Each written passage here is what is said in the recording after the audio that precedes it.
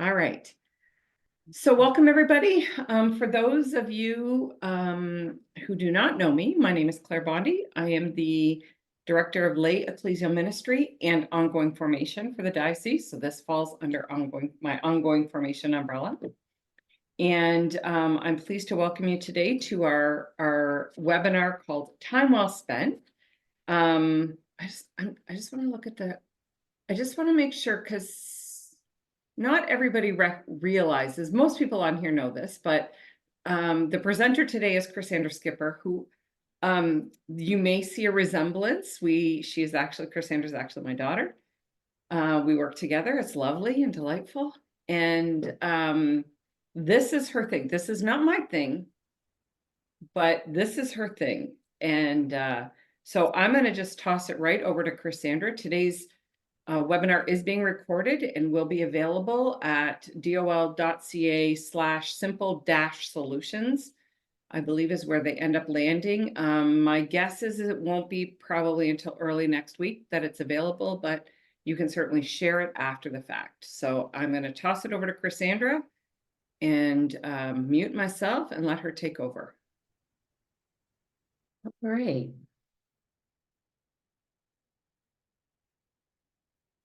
Okay, there we go. I couldn't see the screen that I'm sharing, but now I can see everything. So let's start with prayer. In the name of the Father, and the Son, and the Holy Spirit, amen. Heavenly Father, we come before you today seeking guidance and wisdom in managing our precious time. In this world filled with distractions and countless responsibilities, help us to discern which tasks to prioritize and ensure we make the best use of our time. Dear Lord, teach us to be intentional in spending time with you through prayer, reading your word, and listening to your quiet voice.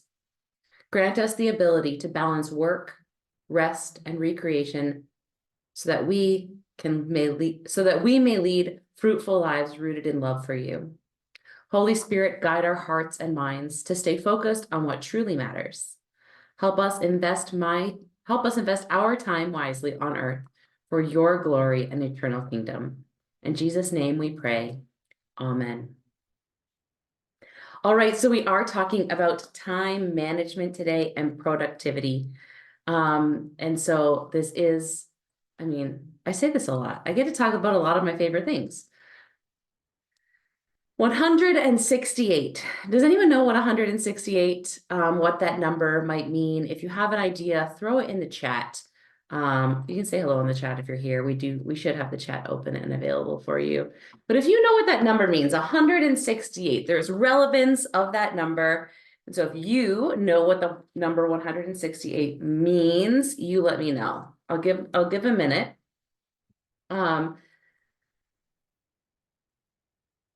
It is an amount of time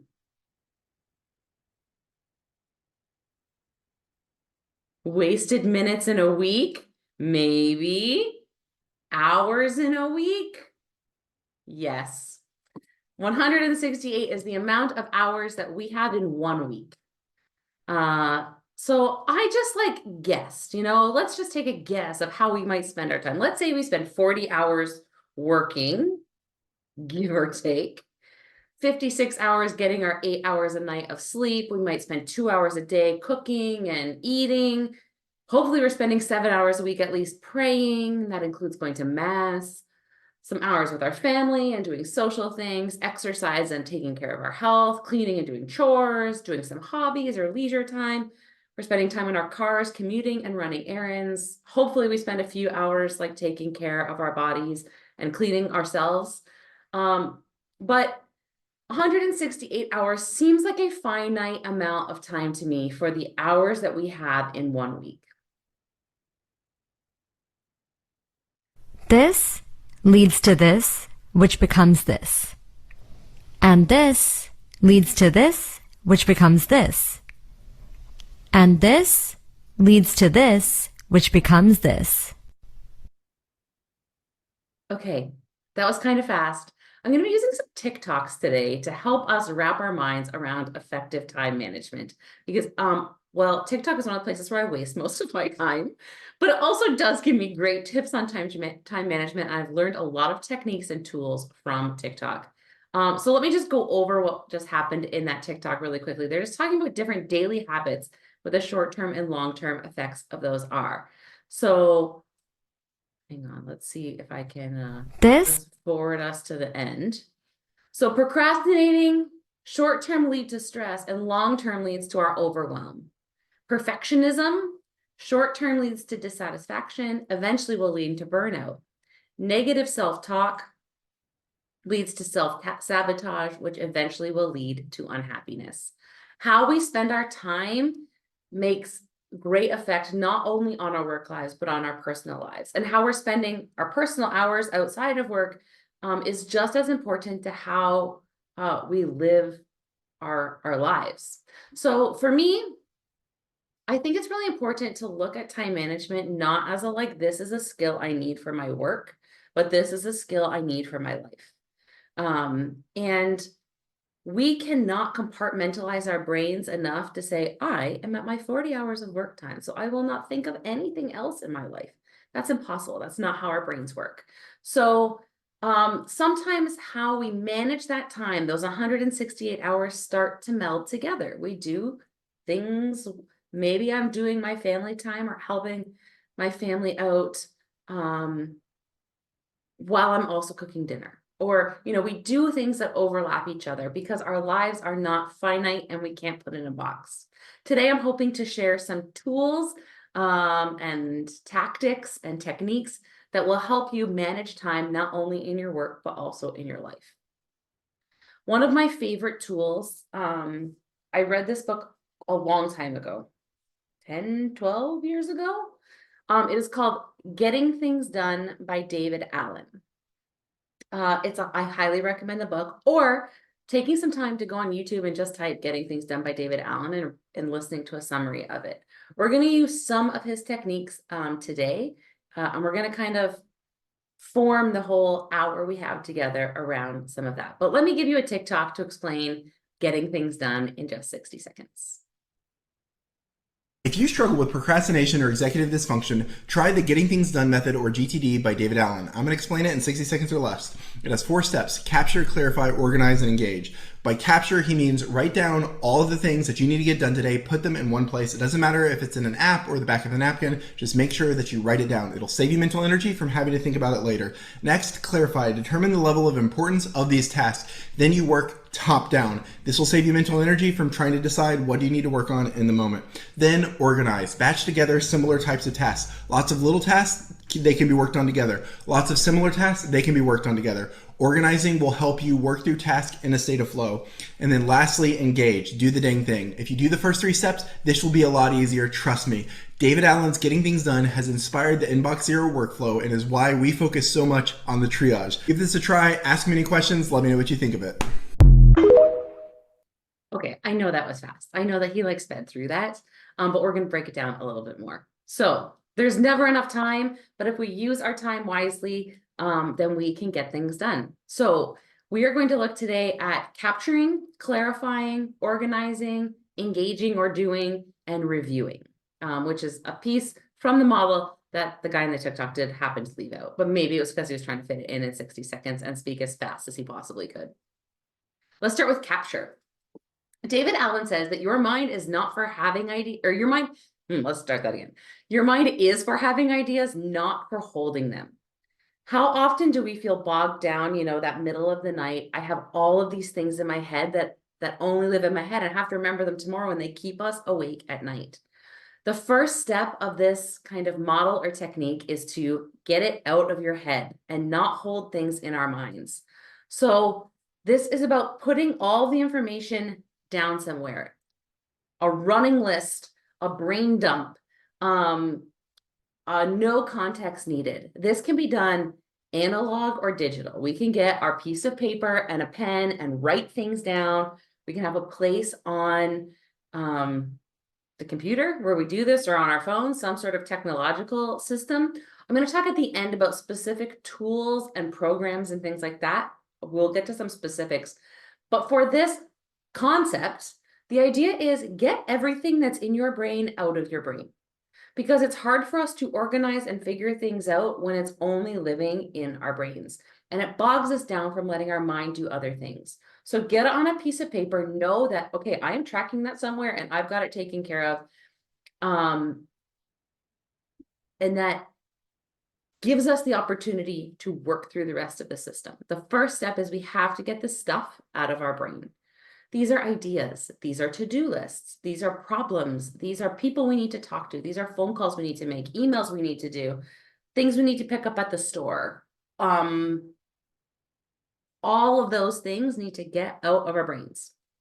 So I talked about a running list. There's no context needed. We just need to dump it out of our brains, the brain dump. We need to have a place where we're putting it though. So whether that's a specific spot on the technology piece, an app or a program or something, or a specific book where you keep all of your things, or just a basket on your desk that if you get an idea, you write it on a scrap piece of paper and you throw it in the basket. An inbox for all of these things, whether that's a physical inbox or a metaphorical inbox. Where do we put the things that we're dumping out of our brains into a box that's not our brain? Sometimes it's helpful to have a prompt list for this. So what are some things that help prompt our mind? So maybe we get everything that's initially out of our head on a piece of paper, but then we can look at some task lists. On Monday, I should remember to think about this, or different triggers that will allow our brains to think of things that maybe are buried deep down inside. Getting things done, or David Allen has a tool called the incompletion trigger list. I invite you to Google that. And you will, if you type incompletion trigger list PDF into a Google search bar, you will get the list from David Allen. And it goes through, it has a whole personal page and a whole work page. And it just goes, do you have meetings you need to prepare for? Do you have meetings you need to set? Do you have phone calls you need to make? Do you have doctor's appointments you need to set? Do you have, there's a lot of things there. So you can use lists to help you think of things by getting them out of your head and capturing them on some sort of tool, analog or digital. Another tool for this is a mind detox. So maybe weekly, I would recommend weekly at least, you set yourself up that you're going to take intentional time to get all kinds of things out of your brain. You're going to set up a system. You're going to think of all of the to-dos or tasks you're thinking of. You can think of all the negative thoughts in your mind that you want to get out of your brain and put somewhere so you're not holding on to them. You want to put down big ideas, dreams, out of this world craziness that's inspiring you or that's making you think bigger or dream bigger. Get that down on a piece of paper, because that's going to help make it a little more concrete. Or maybe there's things that you're waiting on, or there's things for other people that you just keep trying to remember. Oh, I got to remember that I got to get this from this person, or I got to talk to this person about this. Get it all on a page. So this is another way to trigger your mind, excuse me, to capture all of the thoughts and ideas that are living in your brain. Next step in the process is to clarify. Every task starts with a verb. So this is where, and in that first TikTok, he used the word triage, which he actually used it for an email system. That's the next webinar. But triaging all of those things that we've now gotten out of our brain, and they're somewhere. So we need to go through and decide what now needs to happen. We need to clarify what's going to happen with these things.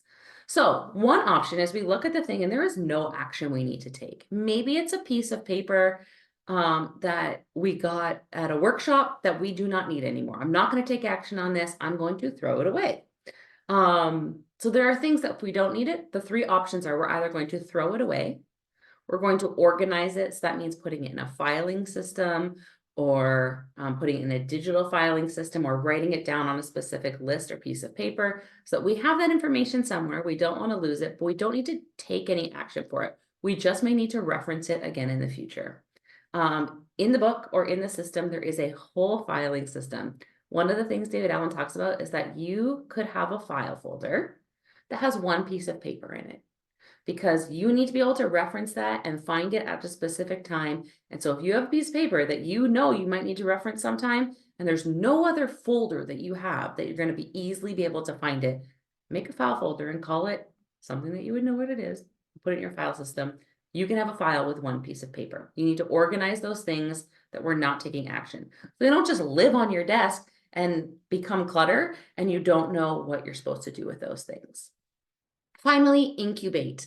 So maybe this is one of those pie in the sky idea things or something for a later date. Oh, this would be so cool, but we definitely can't do that until we finish the first project. So that goes on something like a someday maybe list. I keep my someday maybe list on a whiteboard across from my desk where I just think of, these are ideas that I have. I think they're good, but I'm certainly not ready to take any action on them, or we would need to wait for something else to happen, or I would need to win the lottery. Whatever those things are, put those on a someday maybe list, or find places that you can put them so they're stored, but that you don't have to keep ruminating on them because they're incubating for a while. And then have a system where you're going back and looking at those. For me, having it on my whiteboard, I revisit that whiteboard on a regular basis, and I've taken things off of it and said, okay, I'm ready to start working on that now. You can also incubate by putting something in a calendar. So let's say you know you can't take action on this until you get back from your vacation. So make yourself a calendar appointment to come back to this when you come back from vacation. So you can incubate it till a later time. You don't need to take action right now, but you will need to take action on it eventually. Set yourself up a system where you're going to find that again when you need it. Okay, so we have what we do with something that needs no action. Now what happens when something does require action? And remember, action is a verb. So we have two kind of themes here, or two categories that we're going to put these in. We're going to either call it a project or an action item. A project is a big multi-step thing. So we are going to start a new program. We are going to revitalize our Sunday school. We are going to organize and redecorate our office. We are going to plan a family vacation. These are examples from all over your life, but those things require more than one step. So that becomes an overall project, and a project is made up by single actionable items. So an action item must start with a verb, and it is one singular task. And so those are the items that should go on a to-do list. You can't say, I'm going to write a novel, because we don't write novels in one sitting. We write chapters, we write paragraphs, we write sections. And so the project would be the novel, and an action item would be, what is a consumable amount of time, or not a consumable amount of time, a consumable amount of action.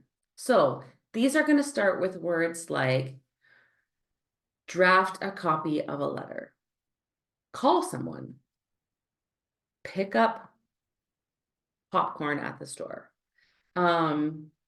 draft an outline for your webinar, write an announcement for the bulletin. These are singular tasks that begin with an action item, a verb. And so it's really important to differentiate those, because if we put projects on our to-do list, we can get overwhelmed so quickly, because projects are not actionable. They're not the step that we need to take. They're the thing we want to complete. And so we need to fill our to-do lists with action items and action items that can be completed in a reasonable amount of time, broken up into little pieces. This piece also requires prioritization. So knowing what's important for you, what's imperative for you and your work is important here. I'm actually going to pause prioritization because we're going to go to a TikTok about action items. From David Allen's book, Getting Things Done, which is the Bible and productivity. And that's basically like, we all have this enormous list of projects that we're working on, whether it's learning the guitar or like studying for a specific exam or starting a specific business or whatever. And the reason we don't make progress is because we don't have a defined next action step. And so what I do is, within every single project in my project list, I always have to have an actionable next step. And that's the only thing I care about. I don't bother writing out the list of 50 things that it takes to start a business. I just write down the single next step. Because, as they say, the most important step on any journey is the next one. So define with complete clarity what is your next action step for any project that you're trying to work on. All right, so we need our next action step. And that can be done by so a few things, tools that I use to differentiate my projects and my actions. I keep a project list. So these are the things that I'm currently working on or involved in. They include things like running a webinar or making the Good News Notes newsletter or chairing meetings or updating a web page. Those kinds of things are all projects and they each have different action items. For me, this is a newer system of mine, actually, and I'm going to talk a little bit more about systems later.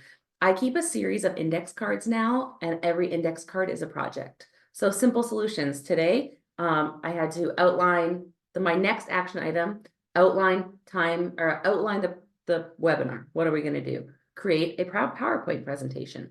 Find the TikToks. So these have different action items that are one-step pieces. I have another kind of bigger project. I'm working on developing a retreat. And so I have a lot of steps for what needs to happen to develop a retreat, outlining it, finding the locations, advertising, all of those pieces fall into. So every one of my projects right now lives on a postcard where I am writing down the next actions.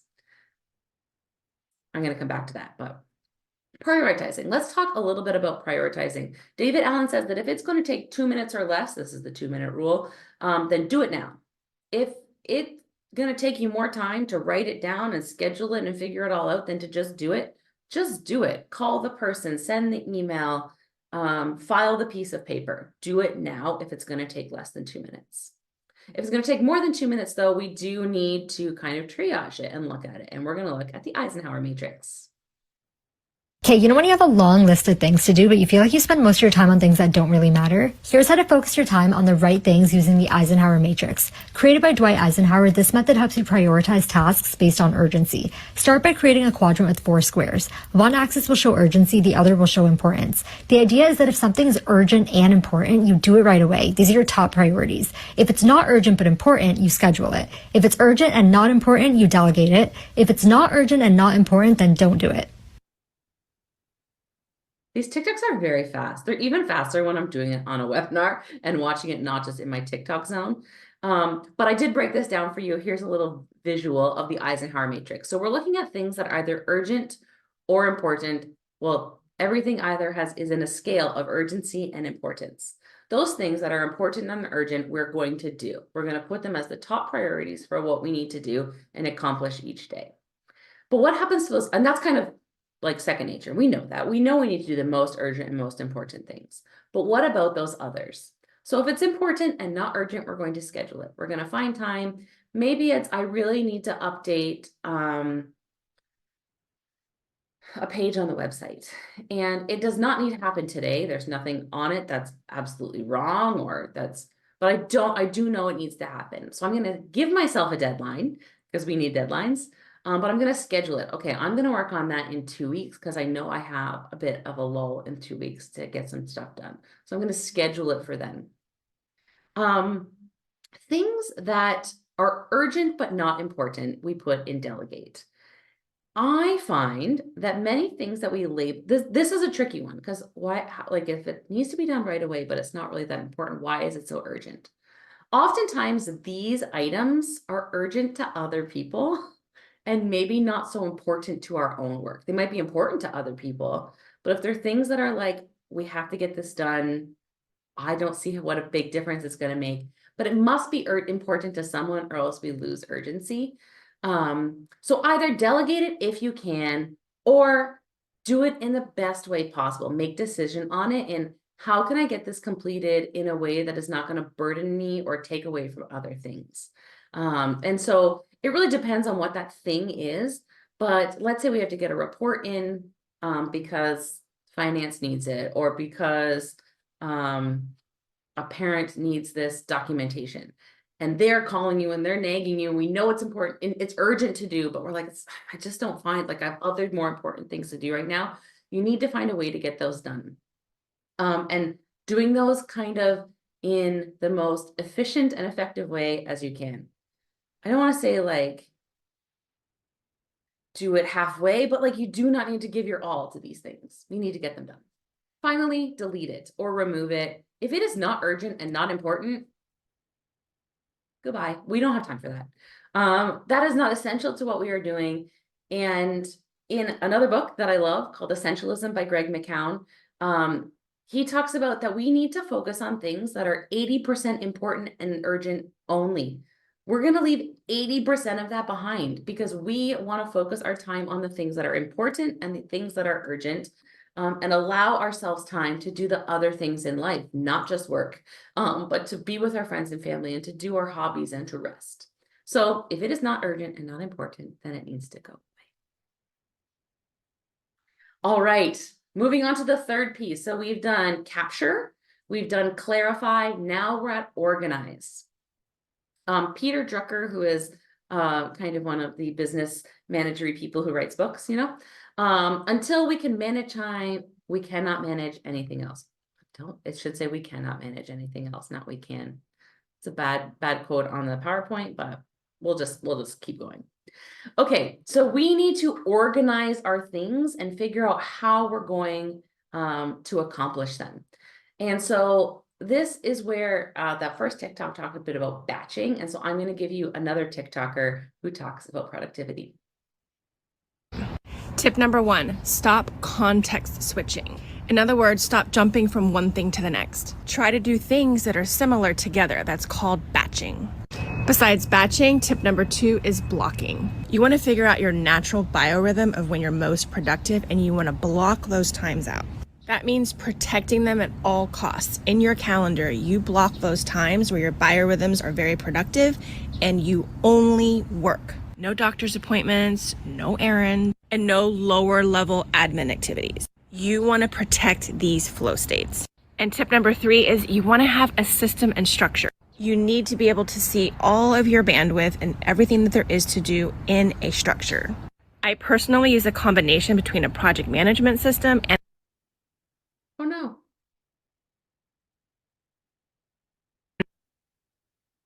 All right, that one's not going to work. Finish, but that's fine. She talks about how she uses a combination of a project management system and her calendar. So, batching. This is, if we need to make some telephone calls, I'm a millennial, I hate making telephone calls.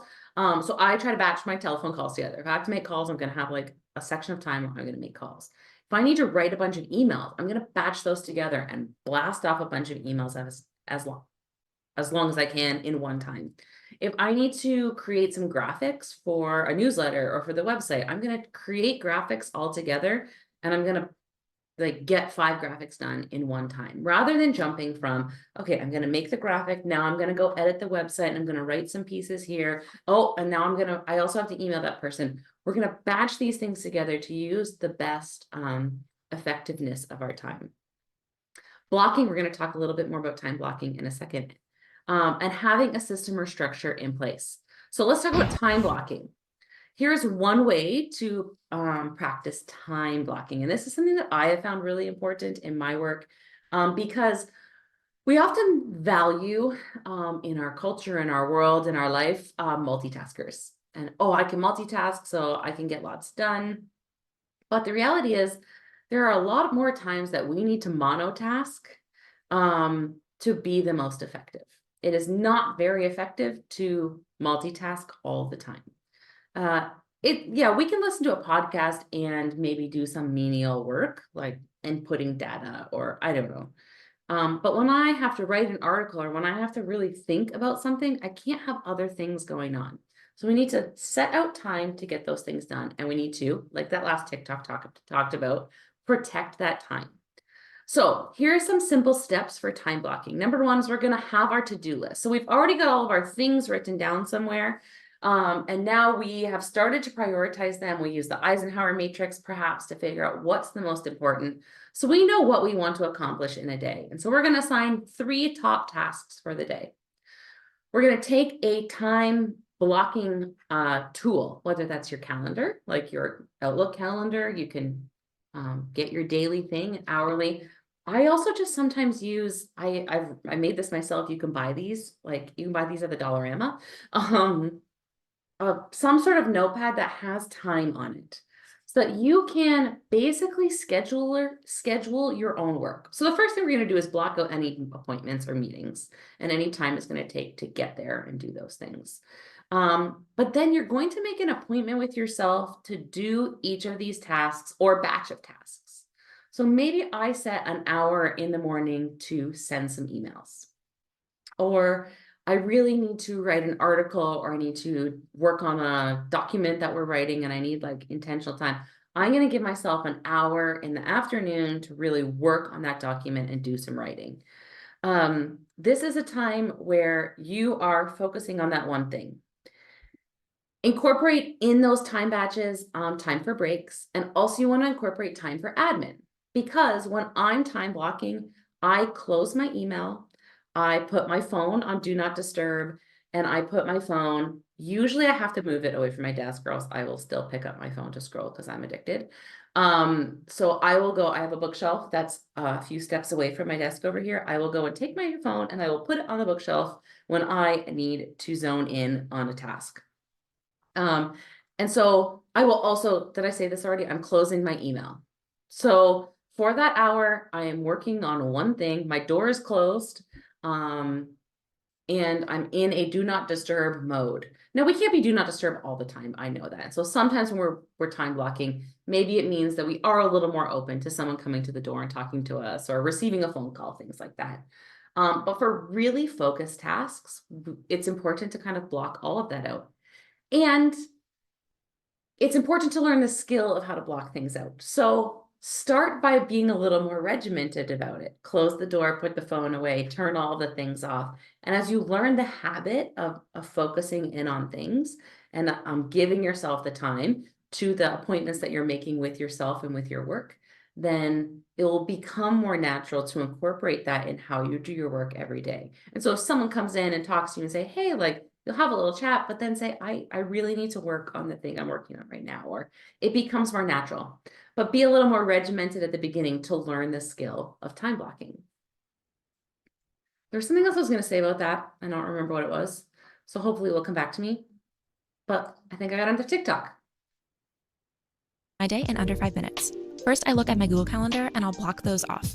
So this afternoon, I have 3 calls. The first one is a workshop with my students, then a one-on-one call, and I'm being interviewed for a summit. Then I'll block 2 times to clear my inboxes, but the rest of the day is for productive work. So I plan in 1 to 2 hour blocks. And today I'm working on my podcast, my course, and TikTok videos, and I'll leave a little buffer room just in case. So that's. So it's not super complicated in how she was writing it out. Tip number 1, stop context switching. No, don't want you. Okay. So it's not really difficult. Again, you can do this on a piece of paper like she did with some pretty colors. That's how I do it sometimes. But I also sometimes just do it on my Outlook calendar and say, I got to give my time to this for today. I got to prepare for a webinar that's happening. I have to get this done. So that's a bit about time blocking and setting time for yourself, for your work. Okay. Capture. Capture, clarify, organize, do, or engage. I could spend all of my time organizing my life and never doing any of it. So at some point we have to get past the systems and the processes and the books and the TikToks and just do the thing. We just have to do the thing. Do the thing. So we need to intentionally make time for the systems and the processes and the capturing and the getting things down. Eventually, we just need to do them. This is where I think of, if you've heard me talk before, you may have heard me talk about the working genius. And there are people who it is innately in them to just complete tasks. It's what drives them. It's what makes them happy. There are other people, like myself, it frustrates me when I would rather just start a lot of things and never finish them. And so I would rather just organize everything forever and never actually do the things. But we need to do the things. So here are a couple of the strategies here. Eat the frog. That is a technique or I don't know, idea that we do the thing that we don't want to do first. So we know there's a phone call we don't really want to make, or there is a Excel spreadsheet that needs our attention that we do not want to touch, or whatever those kind of tasks that just we don't like to do, just do it first, or else it's going to bog you down all day. You're going to be working on things that you love to do and keep thinking, oh, I can't, like today is still going to be the day I have to make that phone call. Try your best to eat the frog, just do the thing. Eliminate distractions. I talked about this in time blocking. This means close the door. This means put your phone somewhere else. This means close your email. You do not need to have your email open your whole workday. You don't need the bling. Set times in your day where you are going to check your email and respond to your email. But you do not need to have it open all day long, because then you get an email and you get distracted with what needs to happen in that email. Maybe you check your email in the morning when you get in, and right after lunch, or maybe before lunch at 3 o'clock, and then at the end of the day. Set yourself times when you're going to check your email so that that's not distracting you. And give yourself permission to do not disturb, turn off the phone, close the door, and give yourself time to go through and process the things that you've organized, the tasks and action items that you've set out for yourself.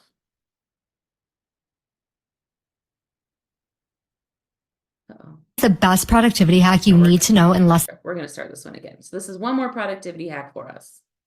Okay, I'm going to show you guys the best productivity hack you need to know in less than 20 seconds, and that is the Pomodoro technique. Developed by Francesco Cilillo in the late 1980s, the concept here is that one Pomodoro, which is Italian for a tomato, should equal 25 minutes of deep focused work. Set a timer for 25 minutes and focus. Once the timer goes off, give yourself a 5-minute break.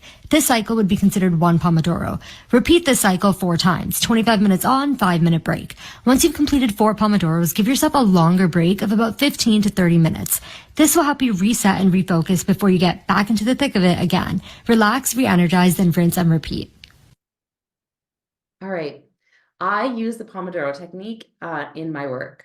And so I will set a timer for, I either do a 25-minute, 5-minute, or sometimes I give myself a power hour where I do 50 minutes of work with a 10-minute break after.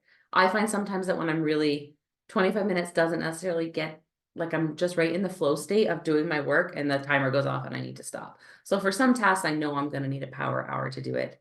But this can help train you to eliminate the distractions and set your sight on getting something done. And so what could take us 2 hours of tinkering and being, distracted by our email and the things around us could really get done in 15 or 25 minutes. Some of those little tasks. So I find setting a timer is super important, and then giving myself that break. Maybe it's scrolling on my phone for 5 or 10 minutes. Maybe it's getting up and going to talk to my coworkers. Maybe it's going to get a snack or make a coffee. I also time that to get myself back to work. And so the Pomodoro technique, whether you're doing it in the tomato, I don't know why it's a tomato. I searched actually on TikTok and on the internet for why the Pomodoro technique is called the tomato technique. I don't know.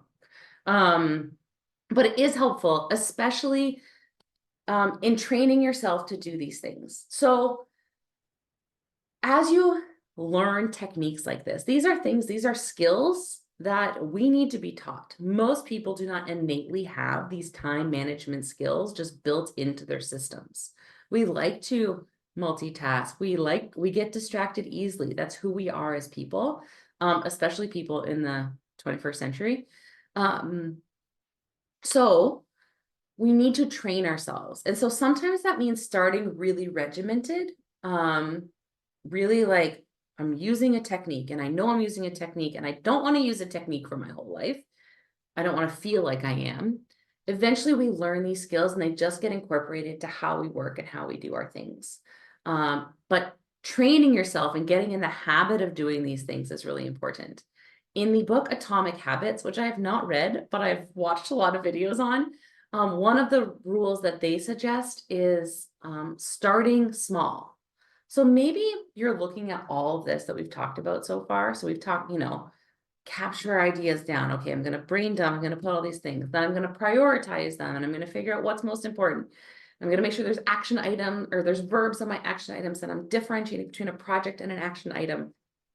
And I'm going to use a Pomodoro technique and time block and use a timer and all these things. That can be a lot if you don't use any of these techniques in your work. So start small. Pick a thing for a week or two and try them out, and then layer on some more. Find one thing that you think will be most effective in helping you and learn that as a habit and incorporate it into your regular work, and then add on to it. Build on the process. The last piece of this is review. So we go through this cycle of capture, clarify, organize, do, and eventually there are times when we need to intentionally review what we're doing. So let's talk about a couple of tools or things that can help us in the review. Number one is the 80% rule.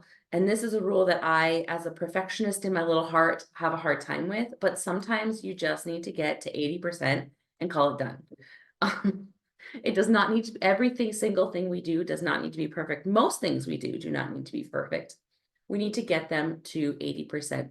And so reviewing and going, am I spending too much time on things to get them to a level that maybe they don't necessarily need to be at? Or giving yourself permission to get it to 80%. Another thing that's really important in this intention and in prioritizing is knowing your why. Knowing what your goals are, whether that's the goals of your whole team combined or you specifically in your role as bookkeeper, in your role as youth coordinator, in your role as deacon, knowing what is my responsibility, what are the most important things that need to get done for my job. And that might mean looking at your job description and highlighting, this is what my job is. These are the things. We can get distracted or things can get built onto what we're supposed to be doing. But I put in brackets there, KRA, key responsibility areas. What are the things that I am ultimately responsible for? And so that I definitively need to do to do my job, to be successful. So knowing what your success criteria is will help you in reviewing and going, am I spending my time wisely? Am I using my time on the things that are the most priority, that are the top things that I need to do to be the best version of myself, to be the best youth coordinator, to be the best pastoral services coordinator, to be the best secretary. So know your why and know what areas of responsibility are ultimately most important for you and your job. That might mean you need to talk to someone else, maybe your pastor, maybe your supervisor, maybe whoever that is. But understanding what the priority is overall is the only real way that we can prioritize our work. It's how we know what's most urgent and what's most important.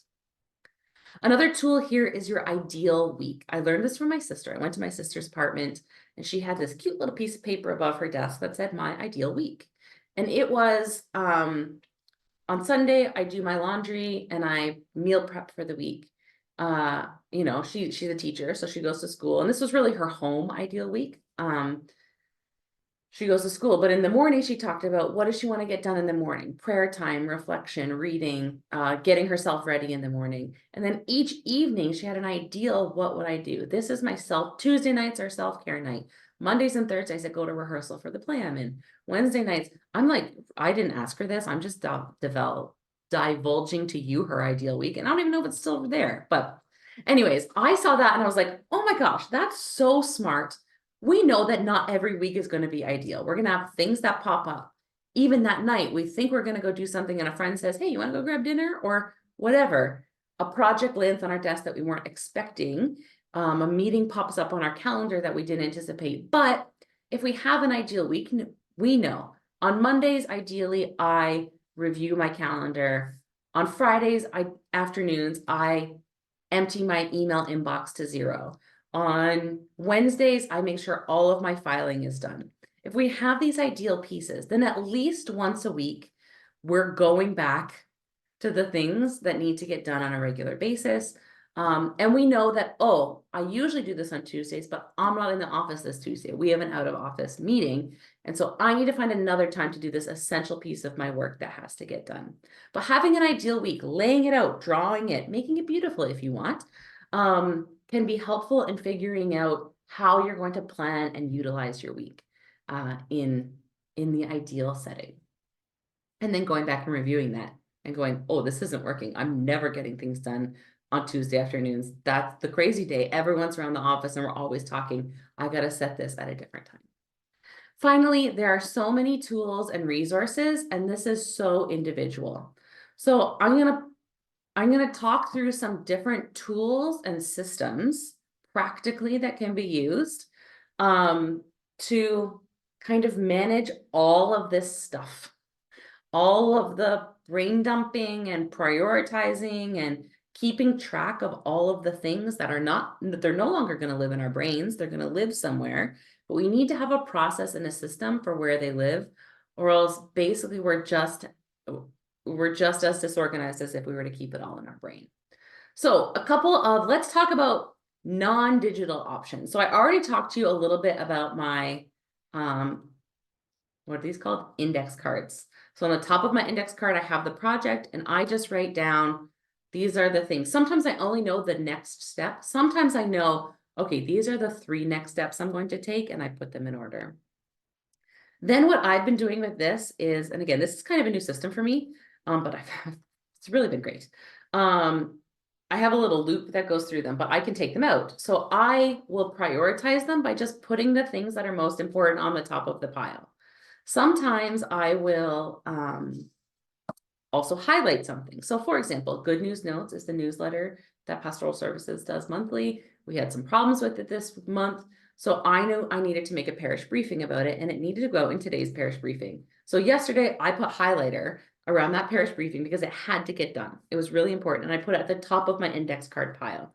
So then when I was figuring out what am I going to do today, how's my time blocking going to look, I knew that the 3 things highlighted on the cards on the top have to get done today. They're my priority. And then when I'm done, I can scratch them off. And so each day for the last, really since January, this is my new January system. I've just been going through my index cards, adding an index card if a new task comes up. I also have an admin card. Actually, I just call it little tasks. So these are just tiny things. They're not really big projects, but they're things like I have to empty my inbox or I did an event outside of the office and I have a box full of stuff that I need to take care of. Those little things go on my little tasks. So for me, this is one system that's working. Another thing that I use is I do all of my calendaring on Outlook because I work not remotely, but I work in an office remote from the main office in London. I do a lot of digital meetings. So I find that I need a digital calendar because so many of my meetings are sent to me digitally, but all of the rest of my stuff, with the exception of my index cards, lives in one notebook. So if it's my brain dumps, go in here, notes from meeting, go in here. Yeah, any kind of note things that I need to take, I put in one book. I highlight action items that I need to complete. And it's all living in one spot. You could do this digitally or in a notebook, but rather than having, oh, where did I keep that? Where did I take notes for that? I wrote it on a piece, or I wrote it on the agenda for that meeting. Where the heck is that?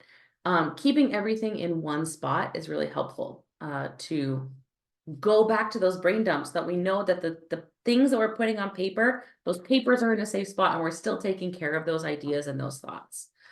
On the bottom of the screen over here, you see these little cubes. Those are cube timers. So I actually have one of these at home because I had it at the office and I use it for my son now. But they are timers that if you just tip the timer so like if you see the 30 minutes, if you tip the timer up the 30 minutes, a 30-minute timer is going to start and go off in 30 minutes. And there's a little like countdown clock on the bottom. So when you tip it up, you see the bottom and you can see the countdown clock of how much time is left. One of the things that does one is just kind of a physical reminder of what we're doing and setting ourselves intentional time, but it also removes the distraction of putting a timer on your phone or on your watch or whatever. It gives us, the phone can be far away and we can still set this timer. So you can get this like combo of a thing for like 18 bucks on Amazon. And they're really helpful. As I was doing this, I was like, I think I need a timer back at the office. But I also use something else. If there's any high-tech nerdy people in the crowd, I use something called, these are down here, NFC tags. It's really nerdy. These are the same technology that allows you to tap your debit card to pay for something. It's like a near NFC, or near frequency something. I don't know what it stands for. I'm not that nerdy. This is set up so that if I touch my phone, and this is on the iPhone, I'm sure you can do it on Android too. And I had to set this up. If you would like more information on how to set this up, I will send you some stuff on it. I bought these, I think I got like 25 of them for, they're like 25 cents, 50 cents each. My sister also got me a pack of them for my birthday. So when I tap my phone to my Power Hour NFC tag, it automatically sets my phone on Do Not Disturb, starts a timer for 50 minutes, and starts a timer for 60 minutes. Because what that does is it gives me 50 minutes of working time, and then 10 minutes later, it's going to give me another alarm to say my 10-minute break is over. So when I tap this, I don't have to go and set anything. It just, my Power Hour begins. I also gave myself a 5 more minutes. So I can tap if I'm like, oh, I'm almost done this. I just need 5 more minutes to finish this thing that I've been working on for 50 minutes.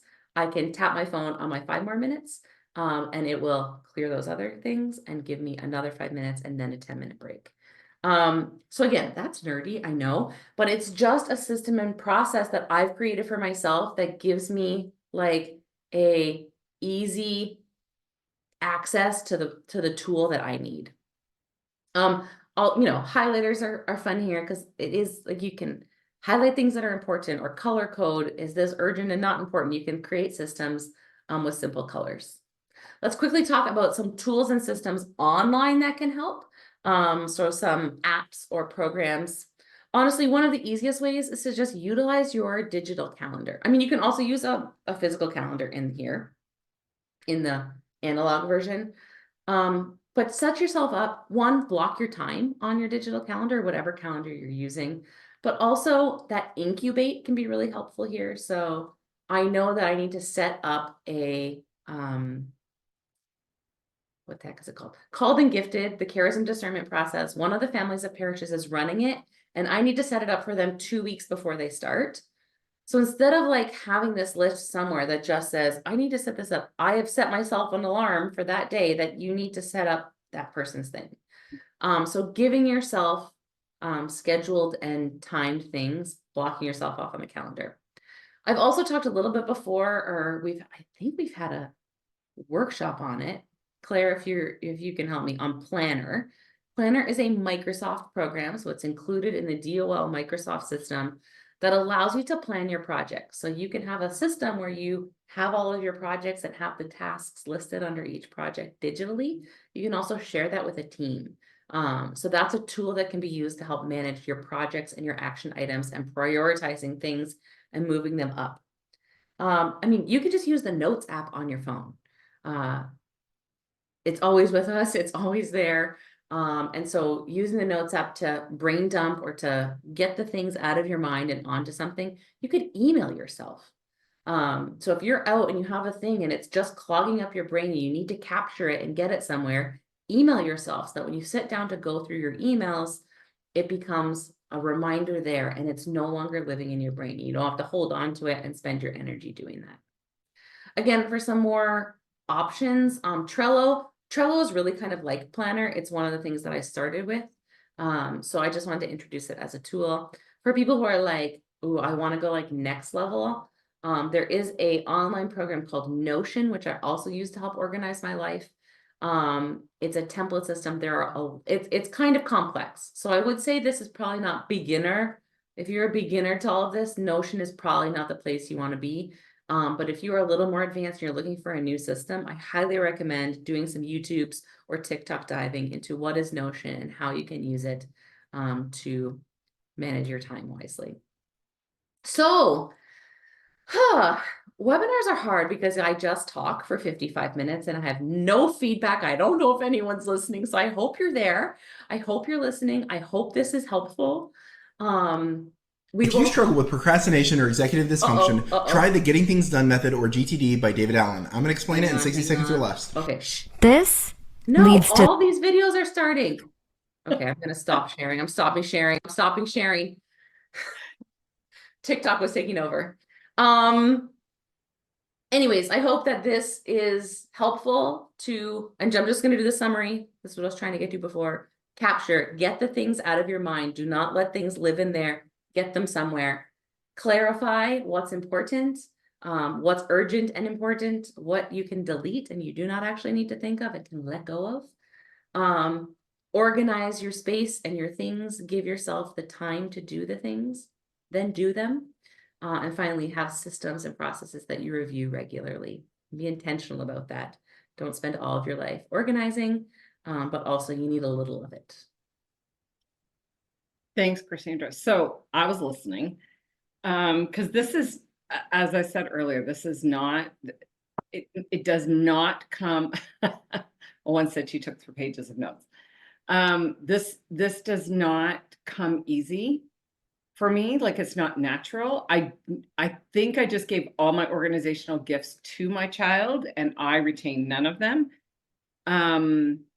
But I read Getting Things Done actually when I started working for the diocese, and have the like having a file with one piece of paper in it was absolutely revolutionary to me because I'm a piler. And so one of the things was like, what do I do with the instructions for my phone?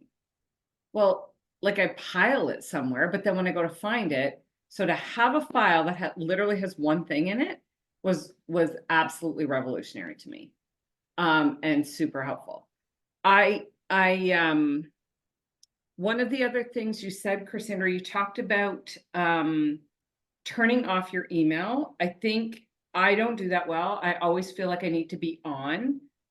And it's one of the reasons I think it's important that we start using some of the tools that we have in the Microsoft 365 platform, and particularly Teams, because Teams acts independent of your email. So if I need to get Cassandra an urgent message, or Joe, Cassandra, Christine, and Olwen, who are the part of the pastoral services team, I can send a message through Teams, and if they have their Teams on, that will come through no matter whether they're checking their email or not. So implementing some of those things. We did not do a webinar on Planner, but we can. The only webinar, the only 365 thing we've done is forms. We did a webinar on forms that, again, you can find at dol.ca/simple-solutions. One of the things I was thinking about as you were talking, Cassandra, is the value of having an action word list. So, yeah, so knowing that when we're thinking about, I'm going to use, for instance, planning pastoral study days, which is a huge project, to be able to just say, oh, we need to find a location. Well, what does that entail? Then we need to have to know what those action words look like, to say, okay, that's an actionable item. So we'll attach, when we upload the webinar, we'll attach an action word list as well, so that just being able to identify what an action word actually looks like, because to say we're going to plan the whatever retreat, is not actionable. Okay, so knowing actually what action words look like. The other thing I was thinking about, because I know that at least one person from the IT team is on, is the idea of the what was the matrix called? The Eisenhower matrix. Eisenhower matrix, thank you. So when I think about when we send in an IT request, we give a priority Now, my guess is that at the other end, they also take a look and say, okay, that might not be as high a priority as you're giving it, but where does it fit in that matrix? So, or a parent emails us about confirmation and they think it's high priority. They need to know right now how many people we can have, but we have 7,000 other things. And it's not our highest priority thing, right? So just a quick tool that somebody from one of the parishes does is they have a separate email for like sacraments. And so what they do is they let them know right from the start that all questions about confirmation will be answered on Thursday. They compile all the questions that have come through from the 70 parents that have sent emails and send that response to everybody. So that if one person's asked a question, if someone else actually has that question, that gets answered, and they know they're not going to get a reply till Thursday because that's the day we answer the questions about confirmation.